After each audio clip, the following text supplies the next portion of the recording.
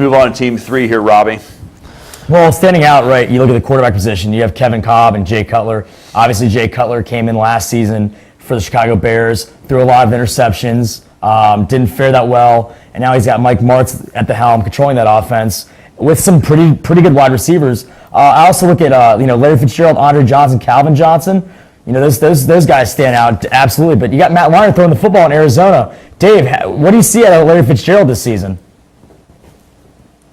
No, I think you're right, but he does have a nice stable of wide receivers there. It looks like a Pro Bowl squad. He definitely has a great value with Vincent Jackson for only $1 too. I mean, I know that he's out for the first 3 games of the season.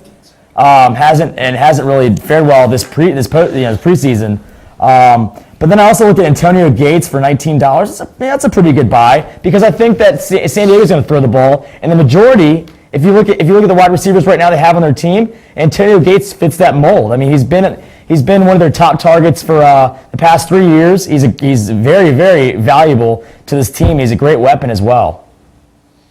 I think it's quite interesting that Kevin Kolb went for 15 when Romo went for 11 and Eli Manning went for 13. I mean, I don't know how high this guy is on him, but he went a little bit higher than I think he should have. Yeah, I think they overvalued those 2 games that he played for McNabb when he threw back-to-back 300-yard games. I don't see him doing that, especially in the revamped, the defensive-minded new NFC East. I mean, you're facing some pretty good defenses, some great secondaries as well. So that's got to play a part in the schedules, with Kevin Kolb at the helm. I think it's going to hurt him a little bit.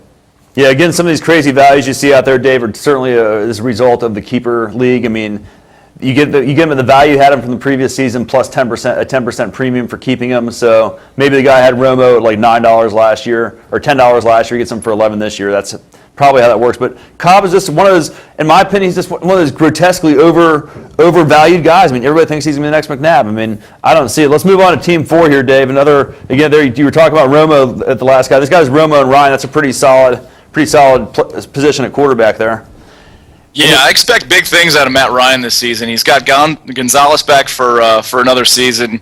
He's 50 years old or whatever he is, but he's still as strong as any other tight end out there. And then Roddy White, I feel like with Turner coming back, they're going to focus. The all defense is going to focus on the running game, and he's a heck of a quarterback. He's in his 3rd season now. It should be about time for him to break out. Yeah, the biggest thing I see with Team 4 is that, like Phil said earlier, it still has $101 left. I mean, come on, some of these picks like Kenny Britt, Malcolm Floyd, even Percy Harvin. I mean, I thought Percy Harvin collapsed on the practice field not too long ago. and has migraine headaches. I mean, Zach Miller for $1 is a pretty good pickup. I mean, who cares about your kickers and defenses? They have 2 kickers and they have 2 defenses each. I think that's a tremendous waste of roster space right there.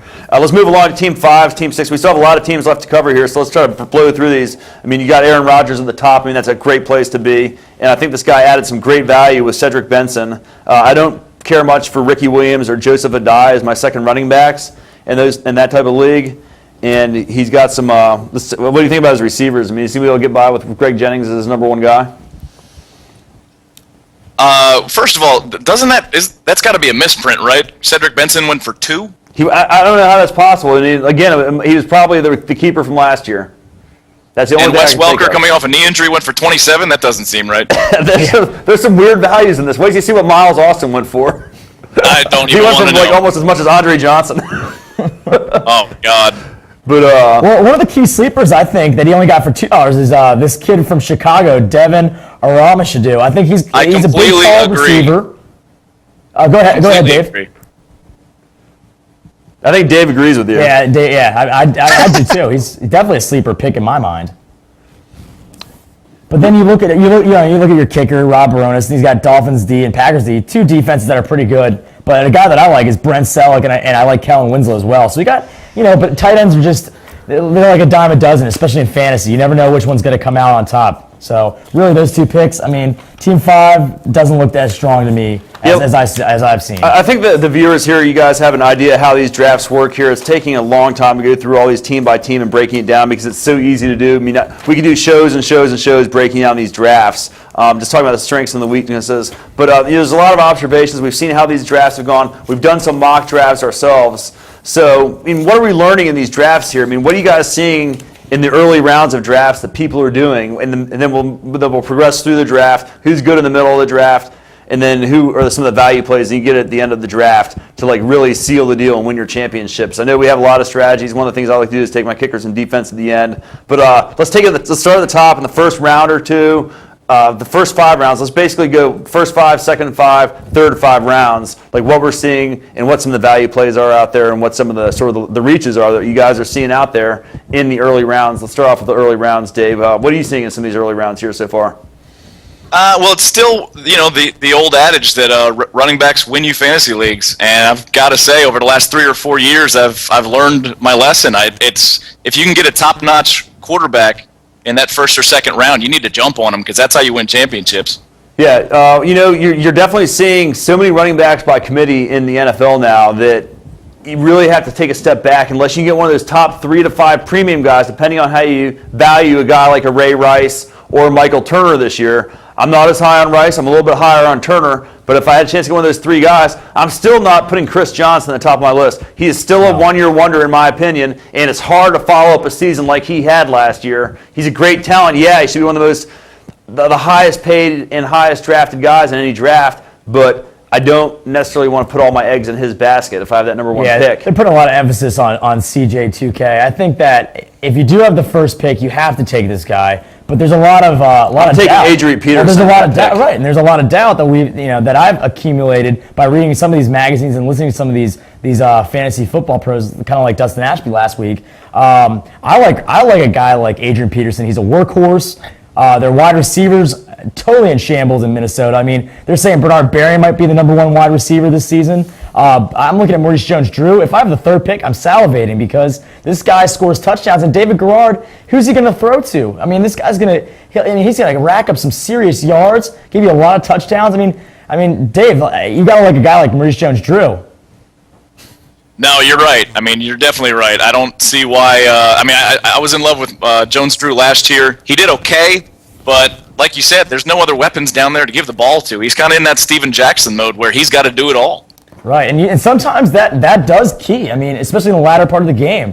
When they dump him off, get a nice little 30 yards. But I think, like we were talking about, Dave, I think, having a decent quarterback, like a Peyton Manning, like Drew Brees, a Tom Brady, definitely keys you to victory. The only time I could ever make a case for taking a quarterback in the first round, the only time you would ever see me do it, is in a touchdown-oriented league where you're not getting points for performance. Otherwise, in this year's draft, the quarterbacks go down 20 deep. There's so many late-round quarterbacks, as we'll get to here shortly, that you can get in these late rounds. I understand that you want to have a Drew Brees or an Aaron Rodgers, but you're just going to have so many frustrations with those running back by committee running backs, as we'll get to here shortly. A couple of things that I'm not really comfortable drafting in the first round here either. I know everybody's high on Norv Turner, everybody's high on Ryan Matthews. He's still splitting times with Darren Sproles and also Sean Green. I'm not going to make a case. So here you go. You're talking about another guy who's in a running back by committee situation there now with Tomlinson, who I don't think is done yet, and I still think is going to steal from his carries. And then just on the outside of the first round, you're getting a guy like Jamal Charles. And we talked about this last week on the show, Robbie. It's a tremendous committee situation here. What do you think, Dave? But wait, for what? I couldn't hear you. All these guys, I'm talking about a guy. Do you think it's a stretch to take a guy like an unproven guy like Ryan Matthews, Sean Green, or Jamal Charles, or in the first round? Isn't that first round might be a little high for him. It's one of those things where I guess it depends on how big your man crush is on a certain player, because everybody seems to be on that Sean Green bandwagon, and I'm going to tell you right now, I'm not. He's okay.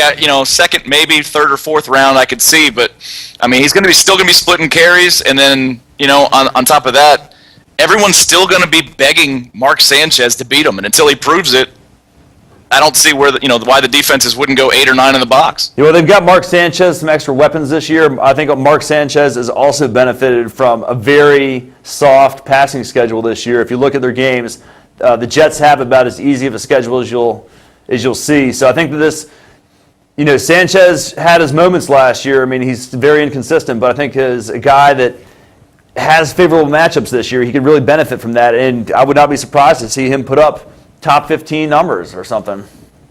Call me crazy. Well, I would have drafted that high. You can pick him up in the last round. Getting him just a stockpile of good quality receivers now. I'll just start drafting all kinds of receivers and running backs in these first 2 rounds because there's so many quarterbacks to be had. Yeah, well, I was looking at some of the running backs too. Obviously, you have your top 3, your top tier running backs. But hey, if I have a middle pick in the 2nd or 3rd round, why don't I go after a guy like maybe a Beanie Wells that out of Arizona, who's gaining a lot of confidence in this preseason because of the struggles that Matt Leinart and Derek Anderson have displayed. So, Dave, talk us through, if you have like the 6th or 7th pick in the 3rd round, why wouldn't you take a guy like Beanie Wells?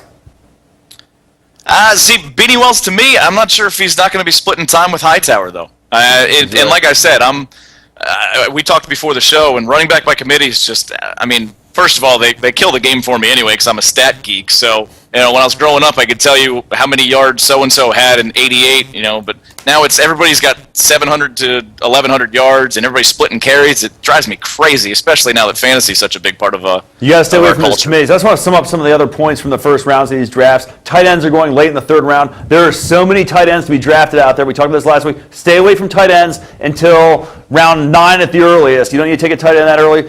Stockpile as many wide receivers and running backs as you can in the first 5 rounds. I wouldn't draft a quarterback. Robbie and Dave would. Approach with caution, I say, if you're going to do that. Beware of the one-year wonders, the running back by committees in the first 5 rounds. And if you can get a receiver towards the end of the 4th or 5th rounds, a guy like a Crabtree, a Wallace, a Knox, or something like that, then by all means go for it.